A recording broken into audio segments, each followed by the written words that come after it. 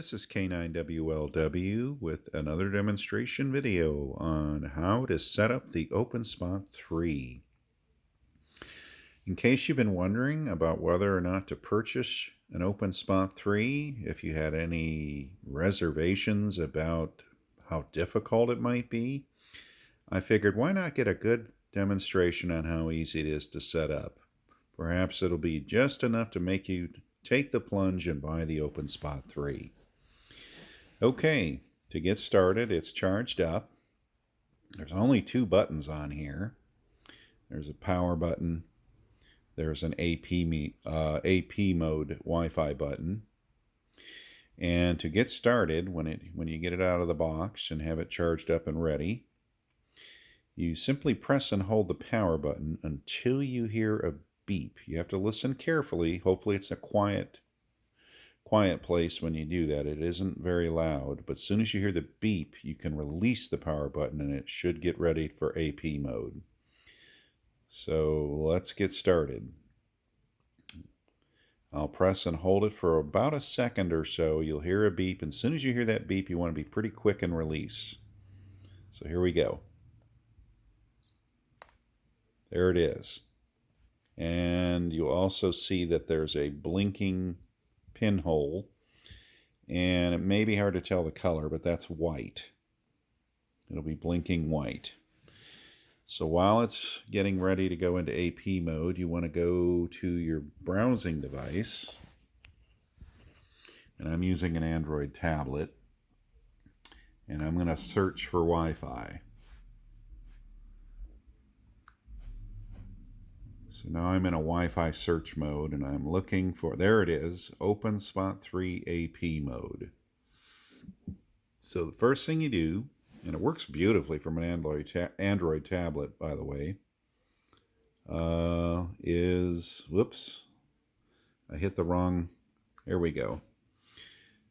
I'm connecting to the Openspot 3 AP, and then it alerts me to sign into the network. So I tap on that, and it automatically, with this Android tablet, loads up openspot3.local IP address.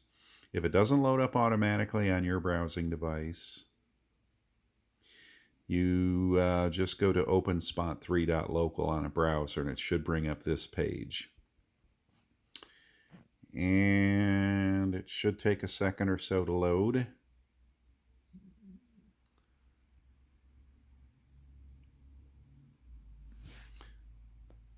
Let's do a refresh and see if that helps.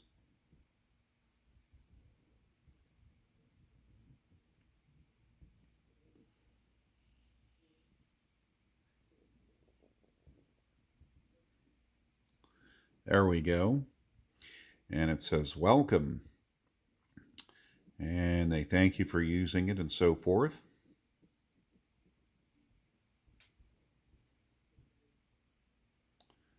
Okay, so it asks you to pick your country of origin. There's a little pop menu there you can click on to choose your country. It looks like it defaults to the United States, which is good for me. So I hit the next button. Now it's searching for Wi-Fi that it can hear. And I'm looking for mine, and there's mine. So you tap the connect button below mine. Mine's the Not in Kansas 2G. So I hit that connect button. And then a pop-up appears, and it tells me to type in my network key. I'll pause the video while I type that in, and then I'll rejoin in just a moment. Okay, I've typed in the key, and right below that you have a cancel or connect. I'm going to connect. And it says the Openspot is now connecting to the selected Wi-Fi network. Make sure you connect your phone or tablet to the Wi-Fi. Well, now it stops being a Wi-Fi source, so my tablet's actually going to connect to my home Wi-Fi automatically now that it lost the Openspot 3. And this is a little bit of a tricky part. You bring up your browser, you want to go to sharkrf.link. I've saved that to favorites. You may want to save it to your favorites on your browser. SharkRF.link. And on this page, all you have to do is look for the device ID on the bottom sticker. Mine is Bravo 77986 Delta 3. So you type that in the device ID field, and you don't have to worry about this part being case sensitive.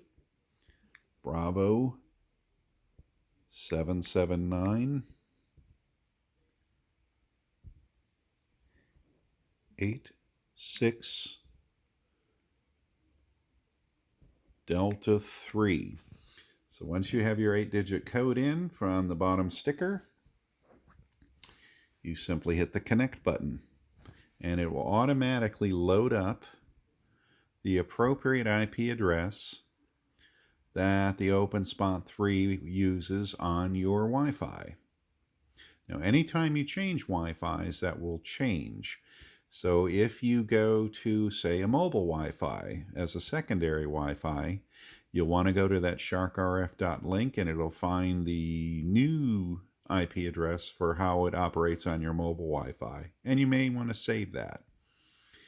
And you will see that the IP address is appearing up there, and it has the web page, or it has the information ready to go for me to continue configuring. All right, now we go to call sign. You just put in your regular call sign.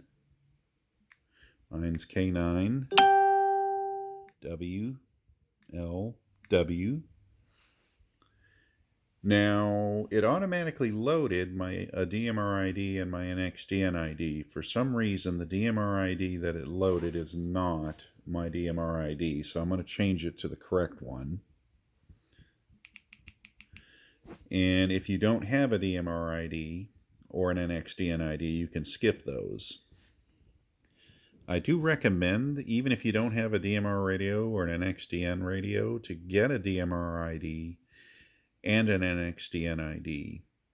And you can go to radioid.net and apply for them, and usually within a few hours you will get approved DMR ID and an approved NXDN ID. So let me put in my code, or my DMR ID, which is 3128401. There we go. And then you hit save. Then it asks you to go to Quick Setup. I'm going to hit the D-Star radio to start with. Now you want to put in your frequency.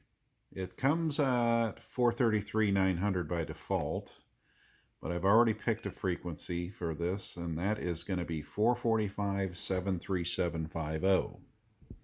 So I'm going to back that out. 445.73750. Okay, then I go down and I choose the connector that I want to use. So I'm using, remember I selected a D-Star radio. You can cross mode now to Brandmeister, DMR Plus Mark TGIF XLX, FCS, YSF, NXDN reflector, all from the D-Star radio. But I'm going to start off with REF XRF. It asks you to find a server. I will connect to 030.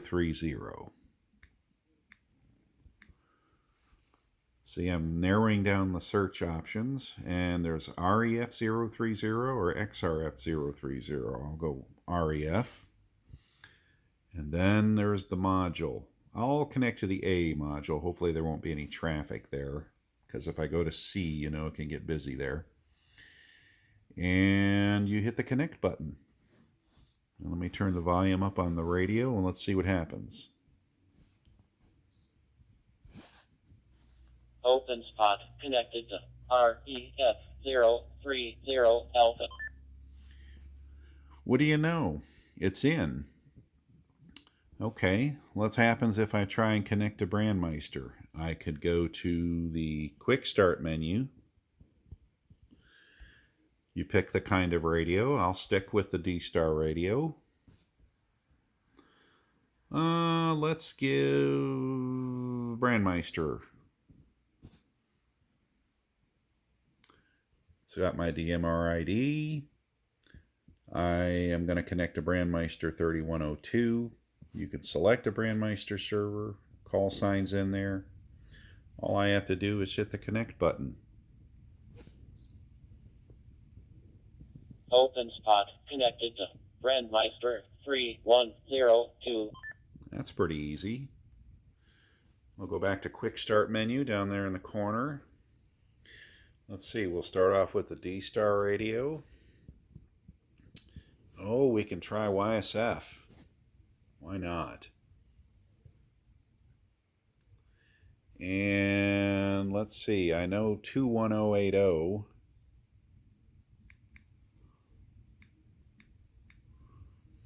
is America's link, so I can tap on that. I can connect.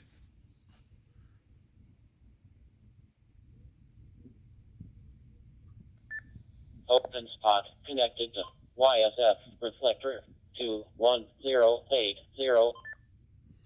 Anyway, there you go. D-Star radio to America's link on YSF reflector. Rapidly approaching mealtime here in the UK. I hope all is well with yourself. There you go. It's up and running. Not much to it. That is not hard to set up at all compared to a Pi-Star. Now you'll notice there's a little orange star next to the tools. If I click on that or tap on that, it's going to download call sign databases. This would be IP addresses of various reflectors and so forth, and D-Star repeaters. It'll go for several minutes, and then the moment it loads all that in, it'll reboot and you'll be good to go. But that's really how easy it is to set up the Openspot 3 from scratch. Anyway, I hope that was helpful to anyone who thought it might be difficult to set up. That was relatively quick and easy. So 73s from K9WLW